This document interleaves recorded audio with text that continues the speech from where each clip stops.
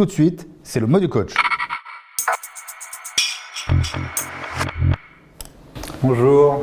Bonjour Olivier, bienvenue de nouveau dans le Tech Show. Donc Simon, je te présente Olivier Bétache. C'est un coach de personnalité, c'est une star dans son secteur. Et chaque mois, il vient nous aborder un sujet. Je ne sais pas si toi, tu as eu déjà un coach professionnel. Ça a changé ma vie. Moi, j'ai été coaché il y a 1 an et demi. Ça a changé ma trajectoire. Eh bien, pareil pour tous les personnes qui ont été coachées par Olivier. Olivier, donc c'est à toi, c'est le mot du coach. Merci Vincent et enchanté Simon. Aujourd'hui, j'ai envie de vous parler d'un sujet profond qui touche selon moi tous les entrepreneurs. C'est la question du sens. Comment répondre en moins de 10 mots à cette question essentielle? Pourquoi j'entreprends?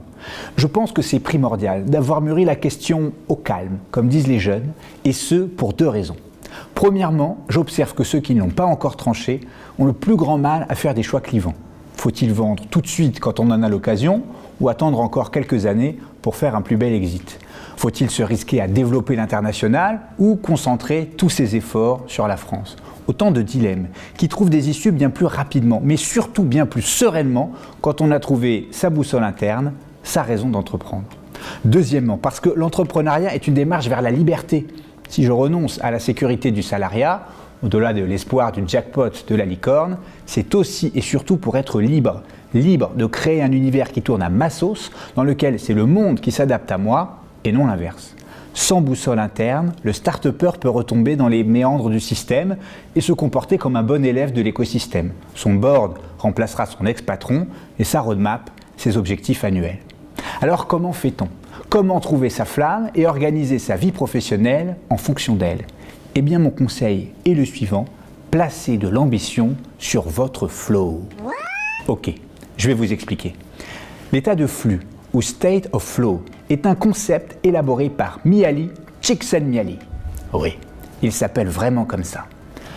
Le flow, c'est un état, une zone d'expérience optimale, dans laquelle on est entièrement investi dans ce que l'on fait. Ce concept est d'ailleurs au centre du dernier film de Pixar, Soul, dont on va voir un extrait. Ça vaut le coup d'aller voir? Bon, on y va?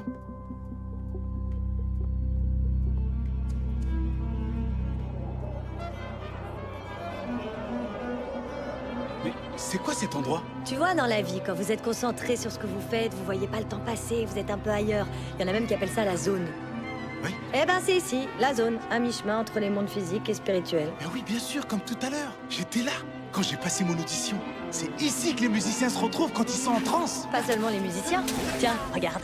Oh Roméo, Roméo, pourquoi es-tu Tex? Oups. Oups.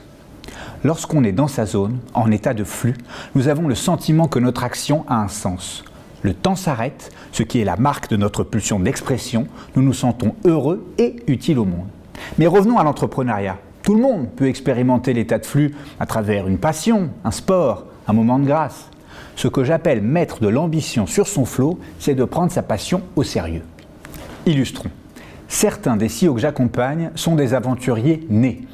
Ils ne s'épanouissent que dans des projets risqués, disruptifs, auxquels personne ne veut croire à la base. Le fait de connaître leur flow et de l'assumer les amène à concevoir des entreprises autonomes qui sauront se passer d'eux une fois la machine lancée et tous les sceptiques emballés. Ils pourront alors repartir rapidement vers de nouvelles aventures, car pour eux, l'adrénaline, c'est une question de survie. D'autres dirigeants sont des compétiteurs. Ils ne ressentent de stimulation que dans l'adversité. En rejoignant un fonds, par exemple, ils peuvent, comme les grands joueurs d'échecs, jouer plusieurs parties à la fois. Ils sont ainsi durablement heureux et performants. Il existe encore bien d'autres moteurs qui poussent un individu à entreprendre. Au contact de dirigeants depuis une dizaine d'années, j'en ai recensé à peu près 20. L'idée, c'est de trouver celui qui nous colle à la peau et de l'assumer au point de faire des choix clivants. Pour finir, mettre de l'ambition sur son flot, ça demande un peu de travail. Car dans les premières années de la vie, la pression parentale et le cadre scolaire poussent naturellement les êtres humains à s'adapter au monde plutôt qu'à s'exprimer. Et ces mécanismes d'adaptation deviennent ensuite des patterns, des automatismes qui laissent des traces dans nos vies d'adultes. Mais ce n'est pas une fatalité. Le cerveau est un organe plastique, on peut créer de nouveaux réflexes avec de la volonté et de l'entraînement. C'est même la raison d'être de ma passion, le coaching. Allez, salut. Bravo Olivier, merci beaucoup pour ce partage. Tes réactions, Simon? Je me retrouve parfaitement là-dedans. Écoute, moi, en plus de ça, il y a la partie sur l'adversité qui est vraiment l'état que je préfère.